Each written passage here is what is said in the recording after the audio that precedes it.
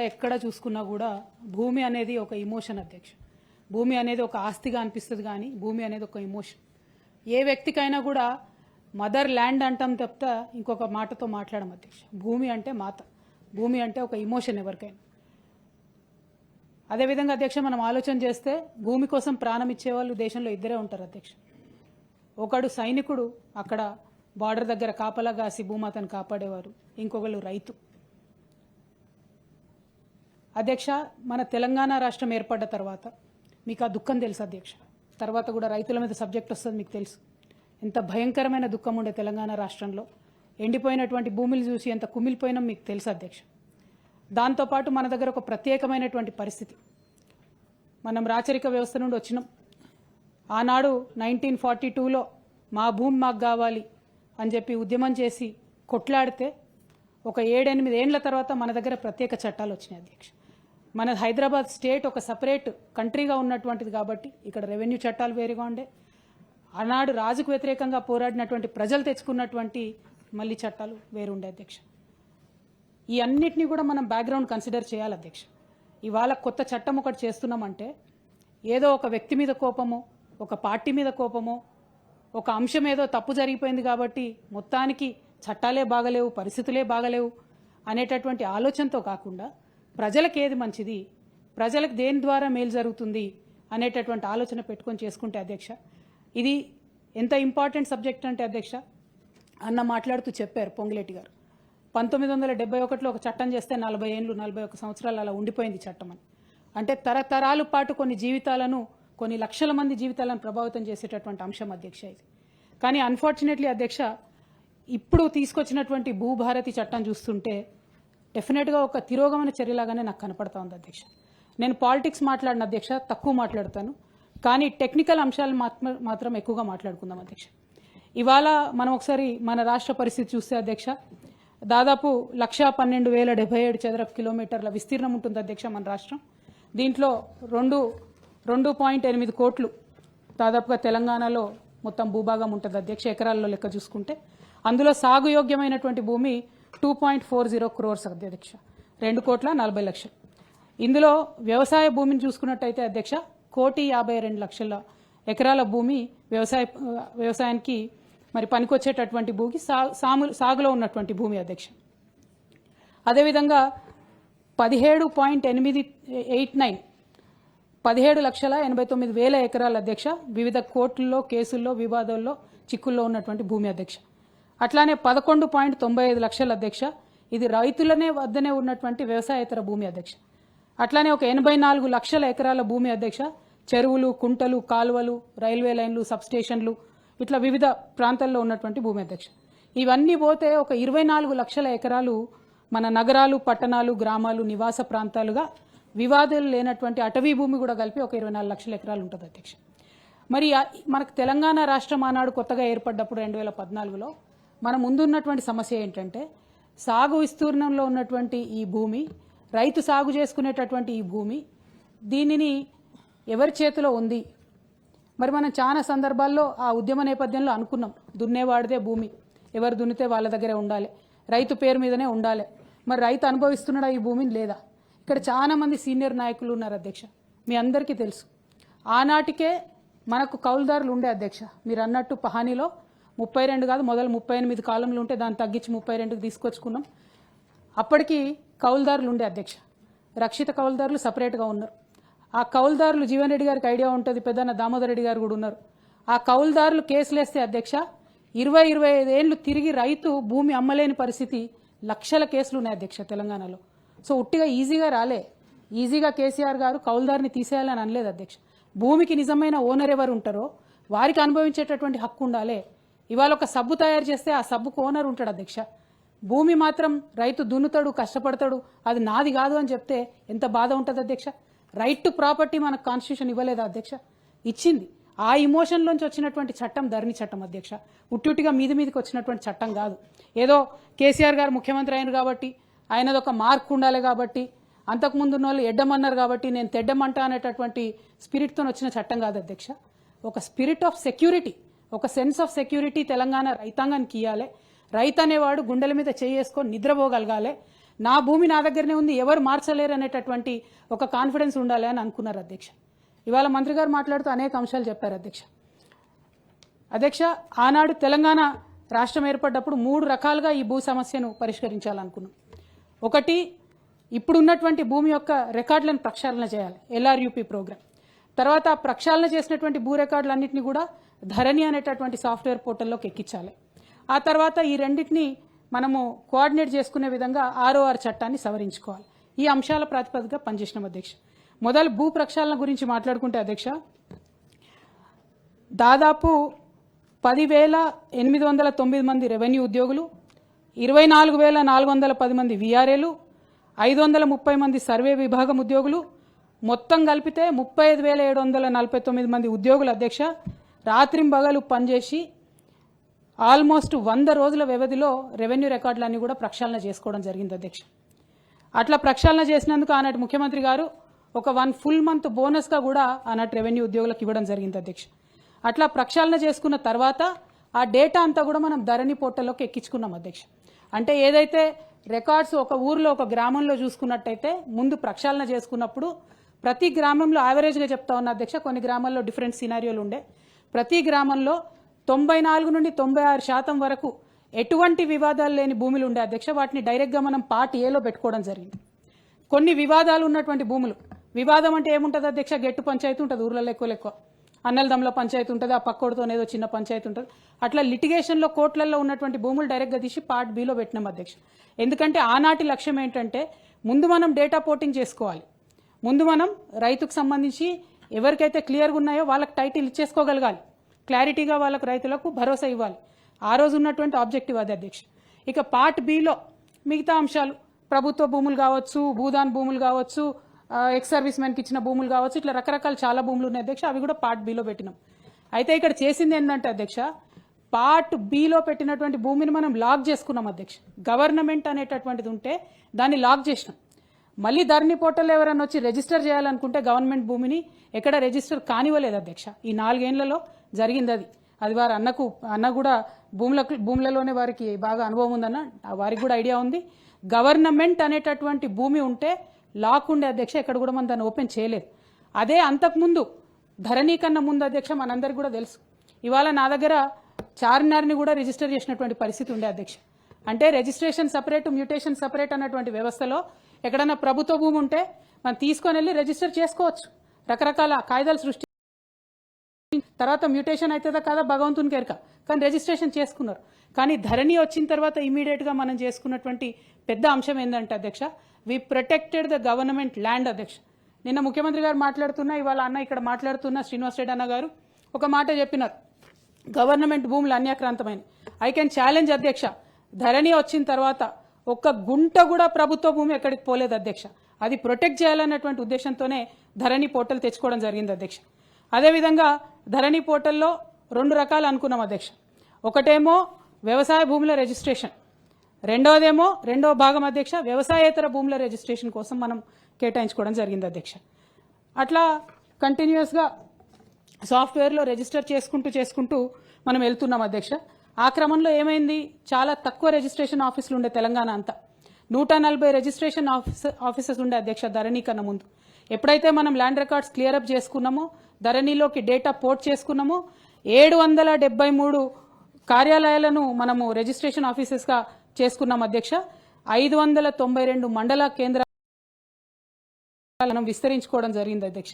దాంతోనే ఎక్కడన్నా భూమి రిజిస్టర్ చేసుకోవాలంటే ఏ మండల కేంద్రానికో పోవాలి, ఇంకెక్కడికో పోవాలన్నటువంటి ఇబ్బంది లేకుండా వారి దగ్గరకు ఉన్నటువంటి ప్రాంతాల్లోకి వి టుక్ గవర్నెన్స్ టు ద పీపుల్ అధ్యక్ష. రైతు దగ్గరికే తీసుకొని పోవడం జరిగింది అధ్యక్ష. ఈ report socio economic survey outlook అధ్యక్ష 2023ది. మనం ధరణి పోర్టల్ తీసుకురావడం ద్వారా తెలంగాణలో జరిగినటువంటి మార్పు ఏంటని చెప్పడానికి అధ్యక్ష, రిజిస్ట్రేషన్ అండ్ మ్యూటేషన్ మనం ఇమీడియట్గా ఒక్కసారి చేసినాం. ఎంఆర్ఓకే మ్యూటేషన్ చేసేటటువంటి అధికారం ఇచ్చినాం. దాంతోని ఒక కొత్త భూమి కొనుక్కున్నటువంటి రైతు రిజిస్ట్రేషన్ ఆఫీస్కి పోతే అధ్యక్ష 47 నిమిషాలలో రిజిస్ట్రేషన్ మ్యూటేషన్ 2 కంప్లీట్ చేసుకున్నాం అధ్యక్ష. సక్సెషన్ కోసం అని పోతే 26 నిమిషాల్లో కంప్లీట్ చేసి పంపించినాం అధ్యక్ష. పార్టిషన్ కొని పోతే 31 నిమిషాల్లో కంప్లీట్ చేసి పంపించినాం అధ్యక్ష. పెండింగ్ మ్యూటేషన్ అని పోతే 32 మినిట్స్లో ఆఫీస్లో పెండింగ్ చేసి పంపించినాం అధ్యక్ష. అదేవిధంగా నాలా కన్వర్జన్ కోసం అని పోతే అధ్యక్ష 28 నిమిషాల్లో చేసి పంపించినాం అధ్యక్ష. దీనివల్ల జరిగింది ఏంది అధ్యక్ష, ధరణి వల్ల ఏనాడైతే భూ రికార్డులు క్లియర్ అయినాయో, ఏనాడైతే ఓనర్ ఎవరన్నది ఒక క్లారిటీ వచ్చిందో, రేట్లు పెరిగిపోయినాయి అధ్యక్ష. తెలంగాణలో రేట్లు పెరిగిపోయినాయి, రైతులకు సంపద పెరిగింది అధ్యక్ష.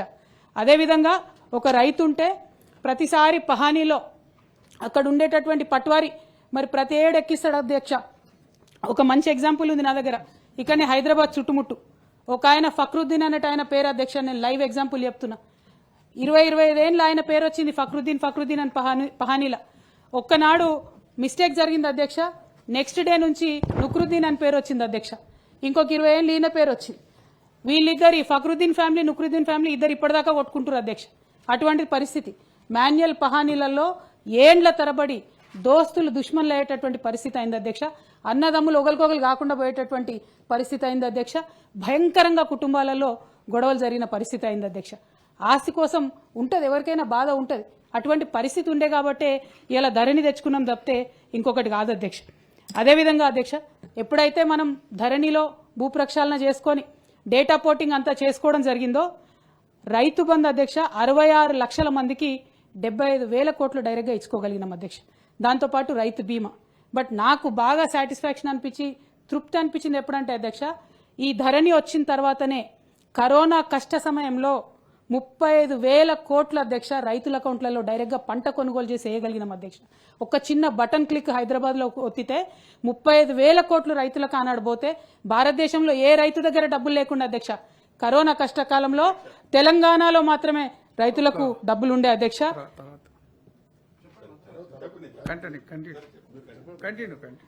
అధ్యక్ష, అప్పటి వరకు లోన్లు రానటువంటి రైతులకు అధ్యక్ష కొత్తగా లోన్లు రావడం స్టార్ట్ అయినాయి. ఎందుకంటే హీ బికేమ్ ద ఓనర్. అంతవరకు మా తాత పేరు మీద ముత్తాత పేరు మీద ఉంటే నా పేరు మీదకి రానటువంటి భూమి అధ్యక్ష.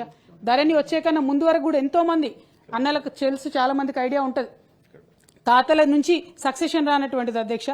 అన్నిటికన్నా మించి సాటిస్ఫైయింగ్ ఇష్యూ అంటే అధ్యక్ష, వడ్డీ వ్యాపారుల బెడద లేకుండా తెలంగాణలో రైతు వ్యవసాయం చేసుకునేటటువంటి పరిస్థితి వచ్చింది అధ్యక్ష. ఇక ధరణితో మరి ఏం సాధించారు మీరు? ధరణిలో ప్రాబ్లమ్స్ ఉన్నాయి, ఎస్ ఉంటాయి, ప్రాబ్లమ్స్ ఉన్నాయి అధ్యక్ష. Dharani is after all a software. దానిలో 100 మాడ్యూల్ ఉంటాయి. ఏదో ఒక మాడ్యూల్ ఏదైనా సమస్య వస్తుంది, ఒక మాడ్యూల్ ఒకరికి సమస్య వస్తుంది, ఇంకో మాడ్యూల్ ఇంకో సమస్య వస్తుంది అధ్యక్ష. ఇంట్లో ఎలుకలు దూరినాయని ఇల్లు గాల పెట్టుకుంటాం అధ్యక్ష. ధరణి పోర్టల్లో ఇబ్బందులు వస్తే సాఫ్ట్వేర్ అప్డేట్ చేసుకోవాలి, సమస్యలు తీర్చుకోవాలి, డీబగ్గింగ్ చేసుకోవాలి, ముందుకు పోతూ ఉండాలి. అంతేగాని ప్రతిదానికి ఏదో నెగిటివ్ ఆపాదించి దీని వెనుక కుట్రకోణం ఉన్నది, దీని వెనుక ఇంకేదో ఉన్నది అని చెప్పడం అన్నది దారుణం అధ్యక్ష. ఎందుకంటే ధరణి వచ్చిన తర్వాత ఇవాళ రియల్ ఎస్టేట్ మర్డర్లు తగ్గినాయి అధ్యక్ష. ఈరోజు నేను దావాతో చెప్తున్నా అధ్యక్ష, రియల్ ఎస్టేట్ మర్డర్లు తగ్గినాయి అధ్యక్ష. అంతకుముందు ధరణి రాకముందు పరిస్థితి ఎట్లుండే అధ్యక్ష? మీరు నాకు ఒక భూమి అమ్ముతారు, సారీ తమరంటే తమరు కాదు, నాకు వానకు ఒక భూమి అమ్మింది అనుకోండి అధ్యక్ష, అమ్మితే నాకు ఇమీడియట్గా మ్యూటేషన్ కాదు అధ్యక్ష. ఇంతలోపు వానక్కకు ఎవరో నేర్పిస్తారు, ఈ మేడంకి నువ్వు భూమి అమ్మినావమ్మా, కానీ నువ్వు ఇంకా పైసలు చేసుకునే అవకాశం ఉంది, తీసుకెళ్లి ఇంకో 10 మందికి అమ్మంటే అధ్యక్ష డజన్ సార్లు చీటింగ్ చేశారు అధ్యక్ష. ఒక్కొక్క భూమి డజన్ సార్లు అమ్ముకున్నారు. ఇక్కడ చాలా మంది సీనియర్ అధికారులు ఉన్నారు, నాయకులు ఉన్నారు, మీకు తెలుసు. ఔటర్ రింగ్ రోడ్ కట్టినరు అధ్యక్ష, 5,000 ఎకరాలు అక్వైర్ చేసింది గవర్నమెంట్. అందులో అధ్యక్ష ఇప్పటికీ 20,000 మంది డబుల్ రిజిస్ట్రేషన్లు, మోసపూరిత రిజిస్ట్రేషన్లతోని రంగారెడ్డి కోర్టు చుట్టూ ఇంకా తిరుగుతున్నారు అధ్యక్ష. ఔటర్ రింగ్ రోడ్ కట్టేని రోజులైంది, ల్యాండ్ అక్వైర్ అయిపోయింది, ఒరిజినల్ ఓనర్ ఎవరి పేరు మీద అయితే పట్టా ఉందో వాళ్ళు కాంపన్సేషన్ తీసుకున్నారు, వాళ్ళు వెళ్ళిపోయినరు. డూప్ అయిన వాళ్ళు మాత్రం ఇప్పటిదాకా 20,000 మంది తిరుగుతున్నారు అధ్యక్ష కోర్టుల చుట్టూ. ఆనాడే ధరణి ఉంటే ఈ సమస్య ఉండపోతుండే అధ్యక్ష. తెలంగాణ రైతుకు రక్షణ కవచం అధ్యక్ష ధరణి. ఆ ధరణితో ఆటలాడుతూ ఉన్నారు, చరిత్ర వీళ్ళని క్షమించదు అధ్యక్ష. ధరణికి వాళ్ళ తూట్లు పడుస్తూ ఉన్నారు, ప్రజలు వెంటబడి మళ్ళీ ధరణిని మార్చుకుంటారు అధ్యక్ష. I'm challenging you this. ఎందుకు చెప్తా ఉన్నా ఈ మాట అంటే అధ్యక్ష, మాన్యువల్ పహానీలో ఇబ్బంది ఉంది కాబట్టే ధరణికి వచ్చినాం అధ్యక్ష. ఇవాళ ధరణి 2020లో పెట్టినాం అధ్యక్ష. మినిస్టర్ గారు మాట్లాడుతూ అన్నారు అధ్యక్ష, మళ్ళీ వారు రిప్లైలో చెప్పొచ్చు. ఏమన్నారు? మన తెలంగాణలో ప్రతి చోట జమాబందీ జరుగుతుంది, తెలంగాణలో ప్రతి ఊర్లో పహానీ రాస్తున్నారు అధ్యక్ష. I can show you hundreds of villages 2010 నుంచి ఎవరు రాస్తలేరు అధ్యక్ష. చాలా చోట్ల పహానీలు దొరకవు అధ్యక్ష. మీరు 2001 నుంచి 2004 మధ్యలో కొన్ని చోట్ల వెళ్ళి అడగండి, పహానీలు దొరుకుతాయేమో అడగండి. ఎక్కడన్నా ల్యాండ్ కొనాలంటే లింక్ డాక్యుమెంట్ కోసం దేవుడు దిగి రావాలి అధ్యక్ష, డాక్యుమెంట్ మాత్రం దొరకదు. ఎక్కడన్నా పట్వైరీ రిటైర్ అయిపోతే మొత్తమైన పట్టుకొని పోయినటువంటి దాఖలాలు కూడా చాలా ఉన్నాయి అధ్యక్ష. ఇప్పటికి కూడా చాలా గ్రామాల అధ్యక్ష ధరణి వచ్చిన తర్వాత నేను మా నియోజకవర్గంలో చెప్తా ఉన్నా అధ్యక్ష, నిజామాబాద్ రూరల్ కాన్స్టిట్యున్సీలో ఒక గ్రామం మొత్తం కూడా ఆ రెవెన్యూ విలేజ్ సర్వే కాలేదు అధ్యక్ష. 850 నేను ఇప్పించిన అధ్యక్ష ఒకటే రోజు పాస్బుక్లు మొత్తం ఊరంతా సర్వే చేయించి అనేకమైన కష్టాలు ఉండే అధ్యక్ష. ఒకటి కాదు రెండు కాదు, వేలాది మంది సఫర్ అయినరు, లక్షలాది మంది సఫర్ అయినరు. దానికి రిజల్ట్గా వచ్చిందే ధరణి తప్పితే ఇంకోటి కాదు అధ్యక్ష. ఈ అన్న మాట్లాడుతూ ఒక మాట అన్నారు అధ్యక్ష, ఏందది గత ప్రభుత్వం అమలు చేసిన ధరణిలో పార్ట్ బిలో కొన్ని అంశాలు పెట్టినాం, వాటికి పరిష్కారం చూపిస్తామని. ఫస్ట్ థింగ్ అధ్యక్ష, పరిష్కారం చూపడానికి గవర్నమెంట్ ఎవరు అధ్యక్ష? 2 ప్రైవేట్ పార్టీలు కొట్టుకుంటున్నాయి, లిటిగేషన్ ఉంది. We have no say in that, we simply put them in part B. వాళ్ళకి సొల్యూషన్ వచ్చి కోర్ట్ ఆర్డర్ వస్తే ఇంప్లిమెంట్ చేసి పార్టీలోకి వచ్చేస్తారు ఆటోమేటిక్గా. Who are we to interfere అధ్యక్ష? గవర్నమెంట్ పరిష్కారం చేస్తుంది, కేసీఆర్ పరిష్కారం చేయాలి, ఎట్లా చేస్తాడు అధ్యక్ష? మా ఇద్దరు గట్టు పంచాయతీ ఉంటే ప్రభుత్వం వచ్చి ఎట్లా పరిష్కారం చేస్తుంది? ఫస్ట్ పాయింట్ అధ్యక్ష, ఇది మిస్లీడ్ చేస్తున్నారు ప్రజలు. రెండోది అధ్యక్ష, పార్ట్ బిలో భూదాన్ భూములు ఉన్నాయి, కేంద్ర ప్రభుత్వం భూములు ఉన్నాయని వారు చెప్తూ వచ్చారు. దాంతోపాటు 3,90,000 ఎకరాల ప్రైవేట్ డిస్ప్యూట్స్ ఉన్నాయన్నారు. What is government has to do with it అధ్యక్ష? కొట్టుకుంటున్నారు వాళ్ళు, కోర్టులో సుప్రీంకోర్టు పోతారు, హైకోర్టు పోతారు, డిగ్రీ వచ్చినాక then government will do whatever it has to do. మిగతా విషయంలో భూదాన్ ల్యాండ్స్ కానీ ఫారెస్ట్ ల్యాండ్స్లో కానీ మనం ఏం చేయగలుగుతాం అధ్యక్ష? తీసి వాటిని పార్ట్ బిలో ఎందుకు పెట్టినాం, లాక్ చేసి ఎందుకు పెట్టినాం? సో దట్ ఎంక్రోచ్మెంట్ జరగొద్దని, సో దట్ ప్రొటెక్షన్ ఉండాలని. దాంట్లో పరిష్కారం చేసేది ఏముంది? ఈ గవర్నమెంట్ మేము చేయంది ఏముంది అధ్యక్ష? నాకు అర్థమైతే లేదు. ప్రజలను మరీ తప్పుదో పట్టించొద్దని మంత్రి గారిని నేను రిక్వెస్ట్ చేస్తా ఉన్నా అధ్యక్ష. అట్లానే ఇంకో మాట చెప్పారు అధ్యక్ష, భూ వివాదాలకు తావు లేకుండా ఎంజాయ్మెంట్ సర్వే చేయించి శాశ్వతంగా పరిష్కరించే విధానం చూపిస్తా ఉన్నారు అధ్యక్ష. నిజంగా అధ్యక్ష ఇది చేస్తే మాత్రం ఊర్లలో లేనిపోని పంచాయతీలు డెఫినెట్గా స్టార్ట్ అవుతాయి అధ్యక్ష. ఏమైతే అధ్యక్ష, ఒక ఆయనకు 4 ఎకరాల భూమి ఉంటే ఆయన కొడుకులకు పంచుతాడు అధ్యక్ష. 3-2 కొడుకులు ఉంటేనో బిడ్డలు ఉంటేనో పంచుతాడు పిల్లలకు. ఒక దగ్గర సర్వే నెంబర్ ఉంటుంది అధ్యక్ష, సాగు చేసేది ఇంకో దగ్గర ఉంటుంది. అన్నల దమ్ములే ఉంటారు వాళ్ళు, 4 వేరే వాళ్ళు ఉండరు. కానీ ఒక అన్న, ఒక సోదరుడో ఒక మిత్రుడో అమ్ముకుంటే భూమి ఎక్కడైతే ఈయన చేసుకుంటున్నాడో అదే ట్రాన్స్ఫర్ చేస్తాడు అధ్యక్ష. On the record, on the paper వేరే సర్వే ట్రాన్స్ఫర్ చేస్తాడు. కానీ రియల్గా మాత్రం ఆయన సాగు చేసే భూమి ట్రాన్స్ఫర్ చేస్తాడు. మీరు ఎంజాయ్మెంట్ సర్వే పేరుతో ఊర్లకు పోతే ఒకరి మీద ఒకరు పడి తలలు బల్ల కొట్టుకునే పరిస్థితి వస్తుంది తప్ప ఇంకోటి రాదు అధ్యక్ష. ఇప్పటికే రైతులు బేజారైతున్నారు, ఇదేంది పరిస్థితి అని. ఎంజాయ్మెంట్ సర్వే అనేటటువంటి తేనెట్టు తుట్టెను కదిలిస్తే అధ్యక్ష చాలా ఇబ్బందులు అవుతాయి. అది ప్రభుత్వాలు, అధికారులు విచక్షణతోని ఆలోచన చేయాలని చెప్పి నేను కోరుతా ఉన్నాను అధ్యక్ష. పల్లెలు ప్రశాంతంగా ఉండడం ఇష్టం లేకపోతే ఎంజాయ్మెంట్ సర్వే డెఫినెట్గా చేయొచ్చు అధ్యక్ష. బట్ ఉన్న 4 రోజులు ఎంజాయ్ చేయండి అన్న, మళ్ళీ ఎంజాయ్మెంట్ సర్వే జోలికి పోతే మాత్రం చాలా ఇబ్బందులు అవుతాయి. అది ఆలోచన చేసుకోండి అన్న. అన్న అట్లనే అన్న మీరు ఇంకా మాట్లాడుతూ పహానీల గురించి చెప్పారన్న. మళ్ళా మాన్యువల్ పహానీలు తీసుకొస్తాం, మళ్ళా జమాబందీ సిస్టమ్ తీసుకొస్తాం. ఫస్ట్ పాయింట్, పహానీలు సరిగ్గా రావట్లేదు అధ్యక్ష ఇక్కడ. సెకండ్ పాయింట్, మీరు మళ్ళా పహానీలు రాయడం మొదలు పెడితే, మళ్ళా 32 కాలంలతో పహానీలు రాయడం మొదలు పెడితే అందులో మళ్ళా కౌలు రైతులు అన్నారు, మళ్ళా సేమ్ సిస్టమ్ అధ్యక్ష, పాత సిస్టమే ఉంటుంది. లక్షలాది కేసులు పెండింగ్లు అయితే తప్పితే ఇంకొకటి ఏముండదు అధ్యక్ష. అదేవిధంగా మేమేం చేసినాం అధ్యక్ష, వీళ్ళు అప్పీల్ గురించి మాట్లాడుతూ ఉన్నారు అధ్యక్ష. 2020 చట్టం ఏం చెప్తుంది? ఏదన్నా ప్రాబ్లం ఉంటే ఎంఆర్ఓ గారి దగ్గర మ్యూటేషన్ ఒక వ్యక్తి పేరు మీద అయితే ఆ వ్యక్తికి ఏమైనా సమస్య ఉంటే మీరు కలెక్టర్ దగ్గర పోండి, కలెక్టర్ దగ్గర ఇబ్బంది అయితే కోర్టుకి వెళ్ళిపోండి. సింపుల్ సొల్యూషన్ అధ్యక్ష, వేరే ఏం లేదు. Only 1 stop. కలెక్టర్ దగ్గరికి వెళ్ళండి, కలెక్టర్ దగ్గర ఇబ్బంది అయితే కోర్టుకు పోండి, ఇదే చెప్పి. అది ఎంత టైం పడుతుంది అధ్యక్ష? మహా అయితే 6 months to 1 year లోపల కోర్టుకు వెళ్ళమని చెప్తుంది. ఇప్పుడు అన్నవాళ్ళు ప్రపోజ్ చేసే సిస్టంలో ఈ ప్రభుత్వం ప్రపోజ్ చేసే సిస్టమ్ ఎట్లుందంటే అధ్యక్ష, ఎంఆర్ఓ చేస్తే అప్పీల్కి ఆర్డీఓ దగ్గర పోవాలి, ఆర్డీఓ దగ్గర ఏమన్నా వస్తే కలెక్టర్ దగ్గర పోవాలి, కలెక్టర్ దగ్గర ఏదన్నా వస్తే అప్పిలేట్ ఉంటుంది, మళ్ళీ ఒకటి ట్రిబ్యునల్ ఉంటుంది, ట్రిబ్యునల్ దగ్గర ఇబ్బంది అయితే మళ్ళీ సివిల్ కోర్టుకో హైకోర్టుకో పోవాలి. ఈ అన్ని 4 స్టెప్పులు ఎక్స్ట్రా ఉన్నాయి తప్పితే దీంతో ఒక్క చుక్క కూడా లాభం లేదు. కాకపోతే నష్టం ఏమవుతుందంటే అధ్యక్ష, ఉల్టా ఆర్డీఓని ఒకరు మేనేజ్ చేస్తారు అధ్యక్ష, కలెక్టర్ గారి దగ్గర ఇంకొరు పోతారు అధ్యక్ష. ఎవరికి ఏమవుతుందో అర్థం కాదు. మళ్ళా సేమ్ పాత సిస్టమే అధ్యక్ష, కరప్షను, కన్ఫ్యూజను తప్పితే లాభం అయితే లేదు అధ్యక్ష. దీన్నైతే బాలేదు అధ్యక్ష. ఇంకోటన్నా మీ పెద్దవాళ్ళందరికీ ఐడియా ఉంటుంది, ట్రిబ్యునల్ అధ్యక్ష, ఒక సామాన్యమైన రైతు ట్రిబ్యునల్ పోతాడు అధ్యక్ష. 2020 చట్టం ఏం చెప్పింది? ఇట్లా కాగితంలో, తెల్ల కాగితంలో రాసుకొని కలెక్టర్ పోయి దరఖాస్తు అన్నది. వీళ్ళు ట్రిబ్యునల్ పెడతామంటారు అధ్యక్ష. ట్రిబ్యునల్ అంటే ఏమైంది? అది వారానికి 1 రోజు 2 రోజులు పనిచేస్తుంది. ఆడ లాయర్ సాబ్ కావాలి, మళ్ళీ ఆయనకు ఫీజు కట్టాలి, అందులో సెక్షన్ రాయాలి. ఆడికి పోయే వరకు ట్రిబ్యునల్లో ఆల్రెడీ ముఖ్యమంత్రి బందోబస్తు ఉంది, మంత్రి బందోబస్తు ఉందని ఆ ట్రిబ్యునల్లో కూర్చునే జాయింట్ కలెక్టర్ సభ ఎవరు ఉంటారు, ఆయన ఉండడు. మళ్ళీ నెక్స్ట్ వీక్ రా అంటాడు. 4 సార్లు లాయర్ ఫీజు కట్టాలి అధ్యక్ష. సెక్షన్ తప్పు రాస్తే, ట్రిబ్యునల్లో సెక్షన్ తప్పు రాస్తే సుప్రీంకోర్టు దాకా పోయిన కేసులు ఉన్నాయి అధ్యక్ష. మళ్ళీ చివరికి సుప్రీంకోర్టులో ఏం చెప్తారంటే, అరే ఏందివా నువ్వు, పాపం ఆయన తెలియక రైతు సెక్షన్ తప్పు రాసిండు, నువ్వు ఆడనే పరిష్కారం చేస్తే అయిపోతుండే కదా అని వాళ్ళు సింపుల్ కొట్టుపడేస్తారు అధ్యక్ష. ఇంత లోపల టైం ఎంత వేస్ట్ అవుతుంది అధ్యక్ష? 20 ఏళ్ళు 15 ఏళ్ళు. ఇదా అధ్యక్ష మనం తెలంగాణలో కోరుకునేది? తెలంగాణలో ఇవాళ రైతు భూమిని ఒక సుకూన్సే, అంటే ఇట్లా గుండె మీద చేసుకొని పడుకుంటాడు చేయాలన్నది కేసీఆర్ గారి ఆలోచన ఉండే అధ్యక్ష. ఇన్ని అప్పీళ్లు, ఇన్ని లేయర్లు పెట్టిన తర్వాత ఎవరి కోసం అధ్యక్ష ఇది? అంటే మళ్ళా బ్రోకర్లు రావాలి మధ్యలో, మళ్ళా పైసలు తీసుకుంటే వాళ్ళు రావాలి మధ్యలో, మళ్ళా litigation we are just inviting litigation అధ్యక్ష. అవన్నీ కట్ డౌన్ చేసినాం, అవన్నీ కట్ డౌన్ చేసి మనం ధరణి తెచ్చినాం. మళ్ళా లిటిగేషన్ ఇన్వైట్ చేస్తాం, మళ్ళా కౌలుదారుని పెడతాం. ఇప్పుడు ఈ కౌలుదారు ఎంత సతాయిస్తాడు అధ్యక్ష ఒక రైతును? ఆర్డీఓ దగ్గర పోతాడు, ఎంఆర్ఓ దగ్గర పోతే ఏమంటాడు ఆయన? రైతుది అంటాడు. ఆర్డీఓ దగ్గర పోతే కౌలుదారుది అంటాడు. మళ్ళీ కలెక్టర్ ఇంకోటి చెప్తాడు, ట్రిబ్యునల్ ఇంకోటి చెప్తాడు. ఎట్లా ఉంటుంది అధ్యక్ష ఇది? నేను ఇది అనుభవించి ఉన్నాం కాబట్టి, బాధతో ఉన్నాం కాబట్టి దుఃఖం అధ్యక్ష. ఇది తెలంగాణది. ఎంతమంది రైతులు ఆత్మహత్య చేసుకుంటే ఇలా తెలంగాణ రాష్ట్రం ఇవాళ పచ్చబడుతుంది అధ్యక్ష. మళ్ళీ దీన్ని ఎందుకు చెడగొడుతున్నారు? మా మీద కోపం ఉండొచ్చు, ఒక వ్యక్తి మీద కోపం ఉండొచ్చు, ఒక పార్టీ మీద కోపం ఉండొచ్చు. 66 లక్షల మంది రైతులనా? వాళ్ళు ఏం చేసినారు మిమ్మల్ని? ఇలా పార్ట్ ఏలో ఉన్న దాంట్లో డిస్ప్యూట్ ఏముంది అధ్యక్ష? ఏమన్నా ప్రాబ్లం ఉందా? ఒకటి పార్ట్ బిలో 18 లక్షలలో మీకు ప్రాబ్లం ఉండొచ్చు, పార్ట్ ఏలో ఉన్న 1,52,00,000 ఎకరాలతో మీకు ఏం ప్రాబ్లం ఉంది? ఎందుకు ఆ రైతుల జీవితాలతో ఆటలాడుకుంటున్నారు? దిస్ ఈజ్ అబ్సల్యూట్లీ ఇన్హ్యూమన్ అన్న, చాలా దారుణం. మేమైతే బీఆర్ఎస్ పార్టీ తరఫున దీన్ని ఖండిస్తూ ఉన్నాం అధ్యక్ష. అదేవిధంగా రీసర్వే చేస్తామని చెప్పారు అధ్యక్ష. మనకు ఆల్రెడీ నిజాం కాలంలో వేసిన సేత్వారీలు ఉన్నాయి అధ్యక్ష.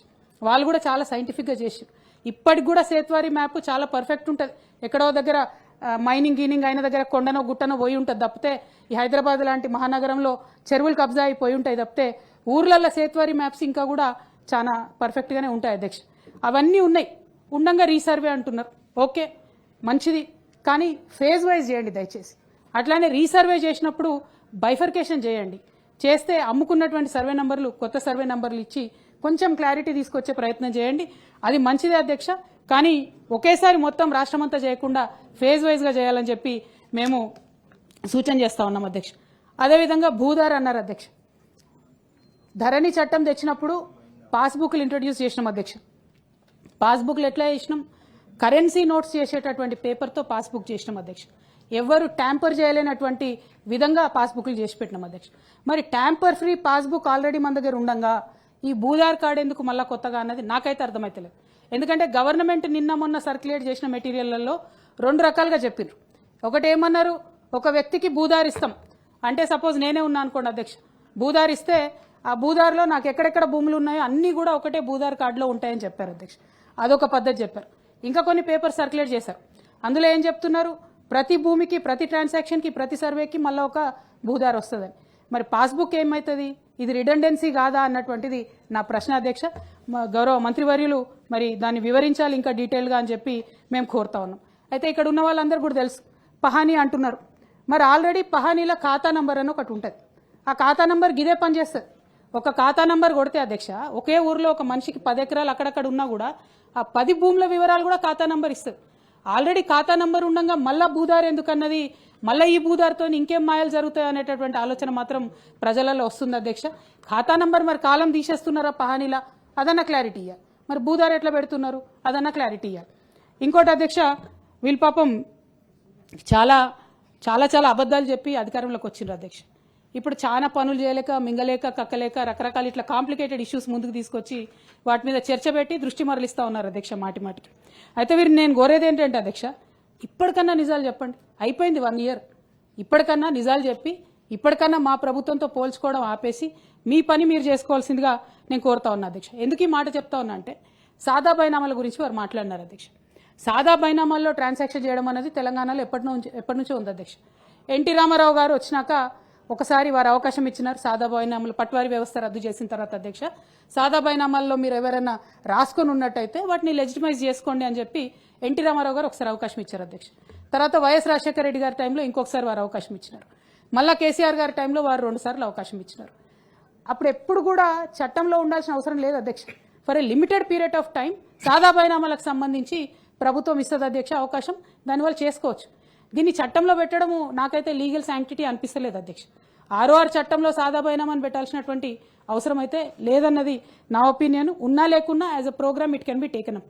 మరి ఎవ్రీ టైం కంటిన్యూస్గా తీసుకోవాల్సినటువంటి అవసరం సాదా బైనామాకు ఉంటుందా లేదా అన్నది మంత్రి గారు ఎక్స్ప్లెయిన్ చేయాలని కోరుతా ఉన్నాను అధ్యక్ష. అదేవిధంగా అధ్యక్ష వారు ఆబాది భూముల గురించి మాట్లాడింది అధ్యక్ష. ఆబాది భూములు ఎక్కడ లేవంటారు. నిజంగా ఎంత దారుణం అంటే అన్న, మీరు ఎంపీగా కూడా పనిచేసినారు. ఈ రెవెన్యూ రికార్డు స్టేట్ దగ్గర ఒకటి ఉంటుంది అధ్యక్ష. లోకల్ బాడీస్ సర్పంచ్లు ఉంటారు, వాళ్ళకు ప్రతి ఇంచ్ ఐడియా ఉంటుంది అధ్యక్ష. ట్యాక్స్ కలెక్ట్ చేస్తారు, ఖాళీ ఉన్న ల్యాండ్ ఉంటుంది, గవర్నమెంట్ ల్యాండ్ డీటెయిల్స్ ఉంటుంది, ట్యాంక్ డీటెయిల్ ఉంటుంది, సంపు డీటెయిల్ ఉంటుంది, ఎవ్రీథింగ్ ఉంటుంది అధ్యక్ష. ఈ ఆబాది ల్యాండ్ మీరు స్టేట్ చట్టంలో పెడితే మళ్ళీ ఇది కాన్ఫ్లిక్ట్ కాదా అధ్యక్ష లోకల్ బాడీ చట్టంతో? మున్సిపాలిటీలో ఉండదా? మున్సిపాలిటీలో ప్రతి ఒక్క survey number detail tax collect చేసుకుంటానికి వాళ్ళ దగ్గర లేకపోతే ఎవరి దగ్గర ఉంటుంది? ఇది కాన్ఫ్లిక్ట్ కాదా అధ్యక్ష? ఈ ఆబాదికి తీసుకొచ్చి గ్రామ కంఠానికి తీసుకొచ్చి మేము డిజిటల్ నంబర్ ఇస్తాము, డిజిటల్ సిగ్నేచర్ ఇస్తాము, మోర్ కన్ఫ్యూజన్ అధ్యక్ష, మోర్ రిడెండెన్సీ. ఎందుకోసం? అవసరం ఏముంది? గ్రామ కంఠం చుట్టూ ఉన్నటువంటి రెవెన్యూ మ్యాప్ ఆల్రెడీ మన దగ్గర ఉండనే ఉన్నది, గ్రామ కంఠం ఉండనే ఉన్నది, ఇంకా ఎందుకు గ్రామ సర్పంచ్ దగ్గర ఉండనే ఉన్నది. ఇది ఎందుకోసం ఆబాది ల్యాండ్స్ మీద అన్నది ఒక కాన్స్పిరసీ థియరీ మార్కెట్లో నడుస్తుంది అధ్యక్ష. నాకు కరెక్ట్గా తెలియదు. ఏంది అని అంటే హైదరాబాద్ చుట్టుపట్టు ఉన్నటువంటి ఆబాది ల్యాండ్స్ చాలా ఎక్కువ ఉన్నాయి. మరి 1358 ఆబాది ల్యాండ్స్ హైదరాబాద్ చుట్టుముట్టున్నాయి. వాటి మీద మరి ఈ ప్రభుత్వ పెద్దల కన్నుబడ్డదని చెప్పి బయట నడుస్తున్న థియరీ అధ్యక్ష. నాకు తెలియదు, మరి అది వాస్తవమో కాదో వారే వివరించాలని చెప్పి నేను మిమ్మల్ని కోరుతున్నాను అధ్యక్ష. అట్లానే అధ్యక్ష ఇంకొక రిక్వెస్ట్ అధ్యక్ష. ఇప్పుడు అన్న మాట్లాడుతూ జమాబందీకి సంబంధించి మేము టేకప్ చేస్తాము, పహానీలు కూడా ఎవ్రీ ఇయర్ అప్డేట్ చేస్తామన్నారు అధ్యక్ష. ఆల్రెడీ ఎంఆర్ఓ ఆఫీస్లో ఒక రిజిస్టర్ ఉంటుంది అన్న. ఆల్రెడీ ఎంఆర్ఓ ఆఫీస్లో అధ్యక్ష ఒక రిజిస్టర్ ఉంటుంది. అదేముంటుంది దాంట్లో? కోర్టు కేసులో పెండింగ్ ఉన్నటువంటి అంశాలు వాళ్ళు రాసి పెట్టుకుంటారు సేఫ్ సైడ్. ఎందుకంటే కోర్టు డిగ్రీ వస్తే దాన్ని మళ్ళీ అదే తీసి చూడాలి కదా, నేను పొరపాటున రిజిస్టర్ చేయదు కదా అని చెప్పి వాళ్ళు ఎంఆర్ఓ ఆఫీస్లో ఒకటి పెట్టుకుంటారు అధ్యక్ష. ఆల్రెడీ అది ఉంటుంది. ధరణి పోర్టల్లో ఇప్పుడు ఉన్నటువంటి డేటా ఉంటుంది, గ్రామాల దగ్గరే రికార్డు ఉంటుంది. మళ్ళీ రిడెండెన్సీ ఎందుకు అధ్యక్ష? జమాబందీ ఎందుకు? అయిపోయింది కదా. జమాబందీ అనేది నిజాం అత్యత్ మనకు ఉన్నటువంటి టైంలో ఆయన మన దగ్గరికి వెళ్ళి పన్ను వసూలు చేసుకోవాలనుకున్నప్పుడు, పంట మీద వండినటువంటి శిస్తు వసూలు చేసుకోవాలన్నప్పుడు ఉన్న సిస్టమ్ అధ్యక్ష. ఇప్పుడు కింద ఆల్రెడీ అగ్రికల్చర్ ఎక్స్టెన్షన్ ఆఫీసర్లు ఉన్నారు, 9,000 మంది ఉన్నారు అన్న అగ్రికల్చర్ ఎక్స్టెన్షన్ ఆఫీసర్లు. వాళ్ళు రాస్తూనే ఉన్నారు ఏ పంట వండుతుంది, దానికి నీళ్ళు ఏడికేలు వస్తాయి, ఆ పంట ఎక్కడ కలెక్ట్ చేసుకుంటారు, ఎవ్రీథింగ్ ఇస్ దేర్. ఎందుకు జమాబందీ? క్యా మతలబ్ హై ఇస్కా? జమాబందీ అనేటటువంటి పదం అర్థం మారుస్తున్నారు అధ్యక్ష. దానికి అసలు అవసరమే లేనటువంటి కొత్త సిస్టమ్ తీసుకొచ్చి కన్ఫ్యూజన్ యాడ్ చేస్తున్నారు, రిడెండెన్సీ తీసుకొస్తున్నారు, మళ్ళా పాత వైపు వెళ్తున్నారు తప్పితే పురోగతి లేదు అధ్యక్ష. ఇది తిరోగతే ఉన్నది. అందుకే నేను చెప్పిన అధ్యక్ష, ప్రజలు మళ్ళీ వెంటబడి ఈ చట్టాన్ని మార్చుకుంటారు అధ్యక్ష, ఉట్టిగా కాదు, వెంటబడి మార్చుకుంటారు. అట్లానే ఎంప్లాయీస్ గురించి చెప్తున్నారు అధ్యక్ష. ఎంప్లాయీస్ నట ఇదివరకు 2020 చట్టంలో కూడా ఉండే, ఎంప్లాయీస్ అనే కాదు ఏ వ్యక్తి అయినా ప్రభుత్వ భూమిని మారిస్తే శిక్షించాల్సిందే అధ్యక్ష, డౌట్ లేదు. ఇక్కడ ఎంప్లాయీస్కి కొత్త క్లాజ్ ఏం పెట్టిరు? పట్టా ల్యాండ్కి సంబంధించి కూడా ఆయన ఏమైనా తప్పు నిర్ణయం తీసుకుంటే శిక్షిస్తారట. How will you decide? Now you are giving three places.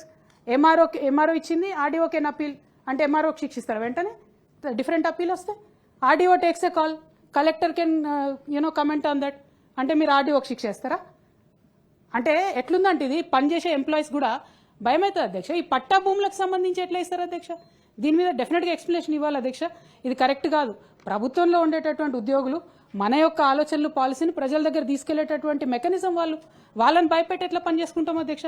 ఇది కరెక్ట్ సిస్టమ్ కాదు. This has to be really seriously rethinked అధ్యక్ష. అట్లానే సీసీఎల్ఏకు రివిజన్ చేసే అథారిటీ ఇస్తామని అన్న చెప్పారు.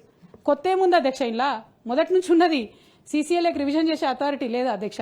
సీసీఎల్ఏ దగ్గర డేటాబేస్ ఉంటుంది, రివిజన్ చేస్తారు. సీసీఎల్ఏ ఇన్ఫాక్ట్ ఎక్కడన్నా డైరెక్ట్గా మనం హైకోర్టు పోతే వాళ్ళు అడుగుతారు, మీరు సీసీఎల్ఏకి పోయినరా అని అడుగుతారు అధ్యక్ష. డైరెక్ట్గా హైకోర్టు పోతే యూ షుడ్ నాక్ all the doors and come to high court అంటారు. కొత్త ఏముంది అధ్యక్ష? పాత ముచ్చట్లు కొత్తగా చెప్తున్నారు తప్పితే ఇది కొత్తదైతే ఏం కాదు అధ్యక్ష. ఇది కరెక్ట్ కాదు.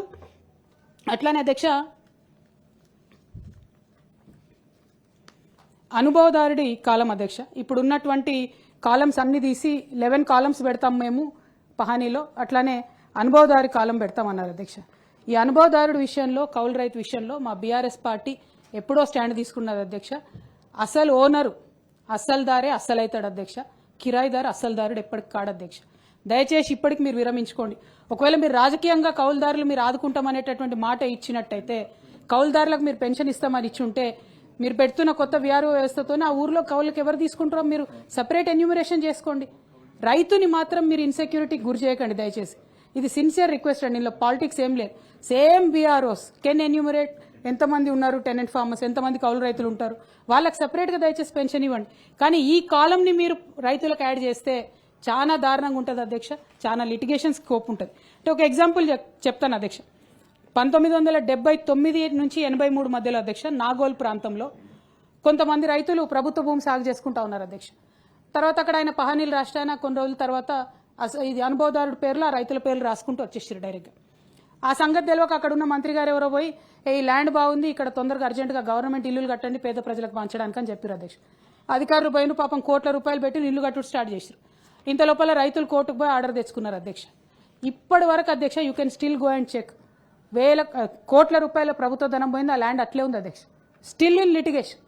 అనుభవదారు కాలం పెట్టడం వల్ల మీరు సంవత్సరాల తరబడి లిటిగేషన్ అనేటటువంటిది ఇన్వైట్ చేస్తున్నారు తప్పితే ఏమాత్రం కూడా ఉపయోగం లేనటువంటిది అధ్యక్ష. దీన్ని రిమూవ్ చేసుకోవాలని చెప్పి మేము ఒక బాధ్యత గల రాజకీయ పార్టీగా సూచన చేస్తున్నాం అధ్యక్ష. ఇందులో రాజకీయం ఏం లేదు, ఇది కరెక్ట్ కాదు. కౌలు రైతులకు మీరు పెన్షన్ ఇవ్వాలనుకుంటే enumerate them separately, kindly help them, but not this way అధ్యక్ష. ఇది కరెక్ట్ కాదు. అదేవిధంగా అధ్యక్ష ధరణిలో భూ యజమాని తన భూమి రికార్డులన్నీ వివరాలు కనిపించేవి కాదు. కొన్ని వివరాలను బహిర్గతం కాకుండా అప్పటి ప్రభుత్వం లాకర్లో బంధించిన మాకేముంటుంది అధ్యక్ష. 1,52,00,000 మంది వివరాలు డైరెక్ట్గా ఉన్నాయి రైతులవి. ఏ సర్వే నంబర్, ఓనర్ ఎవరు, ఆయన ఎంజాయ్ చేస్తున్నాడా లేదా, అమెరికాలో కూర్చున్న ఆయన కొడితే రావాలి, అది తప్పితే లాజిక్ లేదు. రైట్ టు ప్రైవసీ అనేది ఉంటుంది అధ్యక్ష. అన్ని కాలమ్స్ అందరికీ రివీల్ చేయలేం. ఇప్పుడు పొంగులేటి శ్రీనివాస్ రెడ్డి అన్న దగ్గర ఎంత భూమి ఉన్నది అనేది ఓపెన్గా చెప్తాం అధ్యక్ష. అందరికీ రకరకాల ఇష్యూస్ ఉంటాయి, ప్రతి ఒక్కరికి ఉన్న ప్రాపర్టీ అంతా బయట చెప్పుకోం కదా అధ్యక్ష.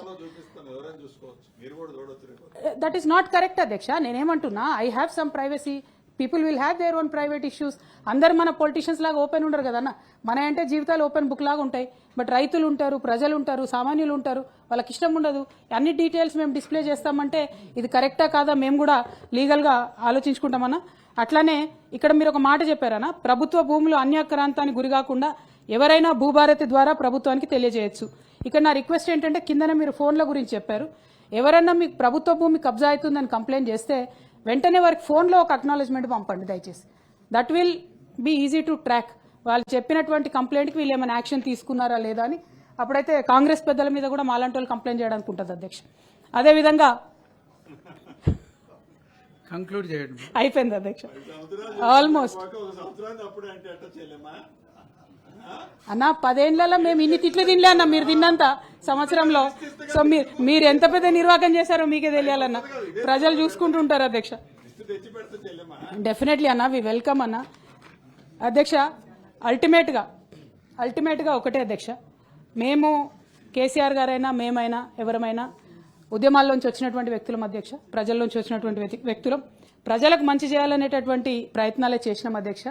కానీ ఇవాళ ఈ భూభారతి చట్టం మాత్రం దాని స్వరూపం చూసినా, ఇంటెన్షన్ చూసినా ఇది భూభారతి కాదు, భూహారతి అయ్యేటట్టే అనిపిస్తుంది అధ్యక్ష. అదేవిధంగా ఈ పోర్టల్ పేరు భూమాత అని పెట్టిరట, అది డెఫినెట్గా భూమేతకే దారితీస్తుందని మరి మా సీనియర్ నాయకులందరూ కూడా అభిప్రాయపడతా ఉన్నారు అధ్యక్ష.